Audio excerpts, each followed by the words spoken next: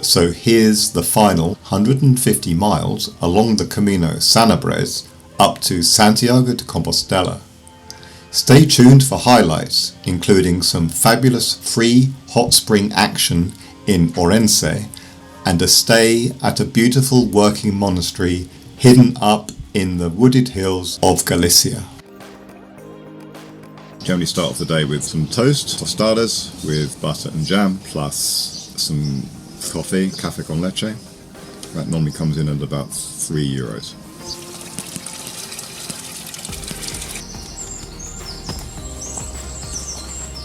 Bit muddy this road out of Labian, and I don't think it even rained last night, so bring your wellies. Finally about to cross into the region of Galicia where we find Santiago, so green and lush and full of cows. Quite a tough climb out of Lubian up to this mountain pass, but finally left the province of Zamora.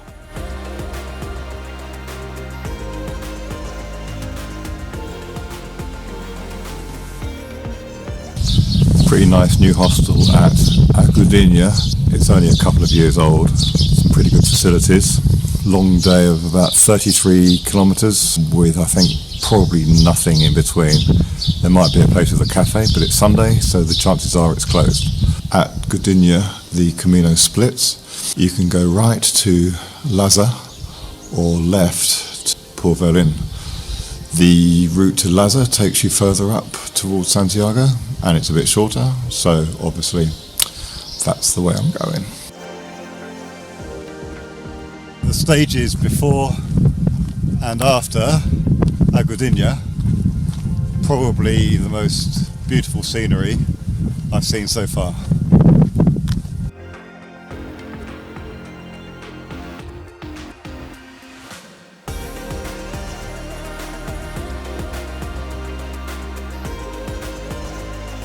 Just 6 kilometres from Laza is this very convenient pilgrim feeding station, and you get all kinds of fruit, sticky fruit, but it's alright, and biscuits and things you might need just to set you on your way for that last 6 kilometres at the end of the 33 kilometre day.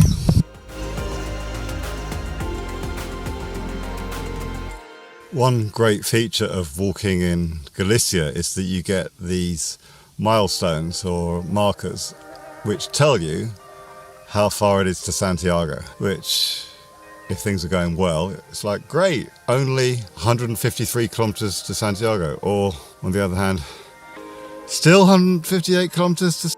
Either way, kind of handy. A few kilometres outside of Laza, pretty tough climb, but as always, efforts pretty nicely rewarded with some more beautiful views across the valley and to the mountains beyond.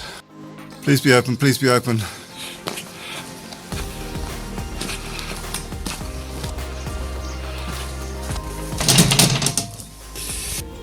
It's not open. Thanks a lot, Albergueria.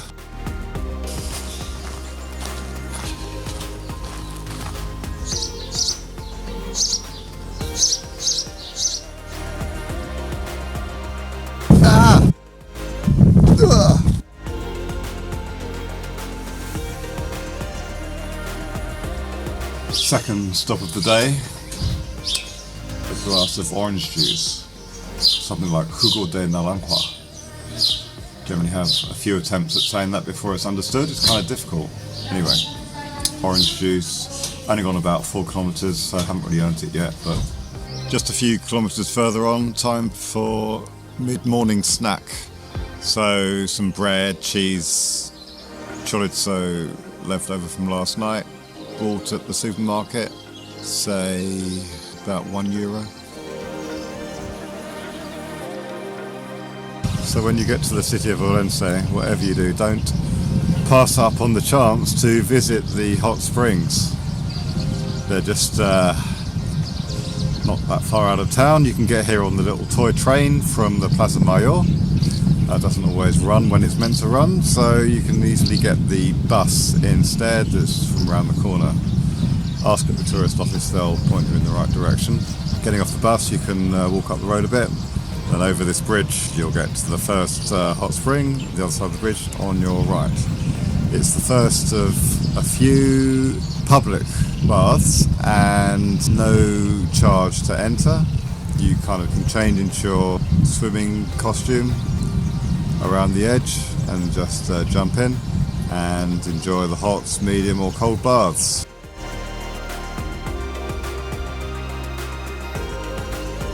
So this is one of the private ones, Thermas Outdoors. This one's got a Japanese theme going on, so a bit like a Japanese onsen, lots of different types of baths, ranges of temperatures, and it's pretty much all outside.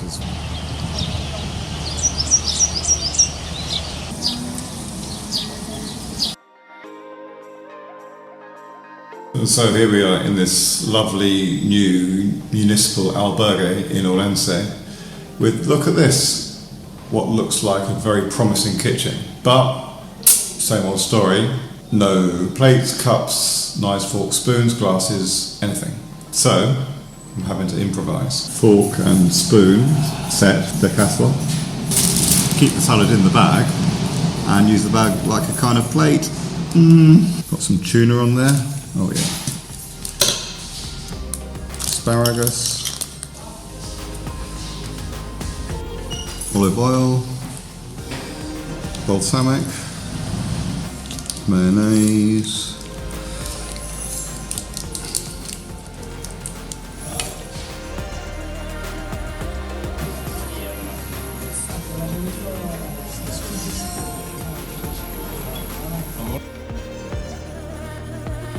It's a landmark moment, less than 100k to go to Santiago. Almost makes up for this annoying rain and this ridiculous poncho.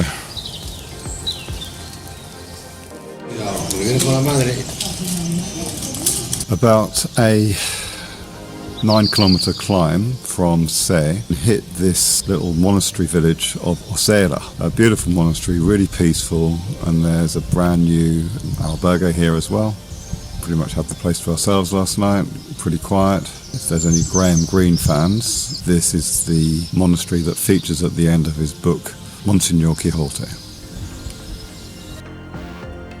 And you can do a monastery tour for €3.50, which I thought was money well spent.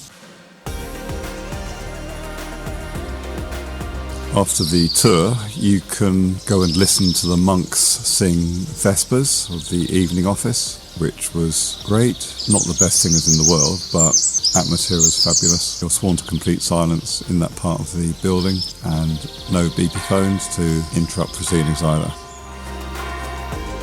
Pretty steep. Ugh. Classic Galician scenery though. So here we are at the bridge of Taboada. It's a lovely local landmark.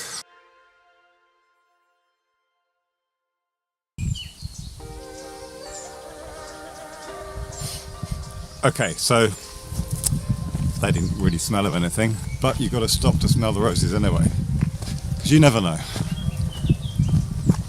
They may be really nice. Some people's approach to Camino scheduling is to say, well, I'm flying out of Santiago on this date and I really must get there by hook or by crook. So they kill themselves, walking really long stages, don't enjoy it, don't have the time to stop and smell the roses. And you think, well, they're missing out. If Camino's all about the journey, it's something you don't want to rush. If you're not time constrained, great. Stop and smell the roses, book your flight eventually. If there is a limit to your time on the Camino, just get as far as you can. Stop, pick up the route again next time. Camino's not going anywhere.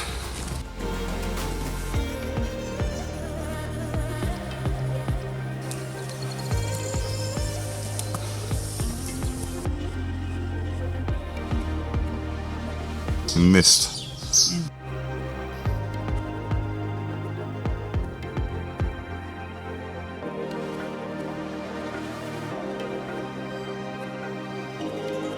I do like to stay at the Seminario Menor, but it's so huge it takes a while to get to your room. Lots of walking along very long corridors.